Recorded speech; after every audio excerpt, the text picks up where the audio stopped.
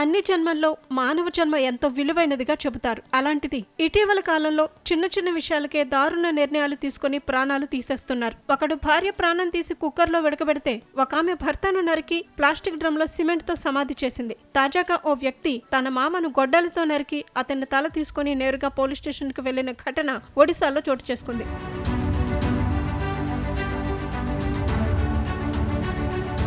పోలీసుల కథనం ప్రకారం ఒడిశాలోని కియోన్ఝర్ జిల్లాలోని ఓ ఊర్లో ఉత్సవం జరుగుతోంది. ఈ సందర్భంగా అక్కడ దండానాచ అనే సంప్రదాయ నృత్యం ప్రదర్శించారు. గ్రామస్తులంతా అక్కడికి చేరి ఆ నృత్యాన్ని వీక్షిస్తున్నారు. ఆ సమయంలో హరి అనే వ్యక్తిని అతని అల్లుడు ఏదో మాయమాటలు చెప్పి నమ్మించి పొలాల్లోకి తీసుకెళ్లాడు. అక్కడ తనతో పాటు తెచ్చుకున్న గొడ్డలితో మామను నరికి చంపేశాడు. ఆపై మొండెం నుంచి తలను వేరు చేసి దానిని పట్టుకుని సౌకటి పోలీస్ అవుట్ పోస్ట్ కు వెళ్లి లొంగిపోయాడు. పోలీసులు ఎదుట తన నేరాన్ని అంగీకరించాడు. వెంటనే అతడిని అరెస్టు చేసిన పోలీసులు దర్యాప్తు చేపట్టారు. మామపై అతనికి చాలా కాలంగా ఉన్న కక్షతోనే దారుణానికి పాల్పడినట్టు పోలీసుల విచారణలో తేలింది. ఈ ఘటన స్థానికంగా కలకలం సృష్టించింది.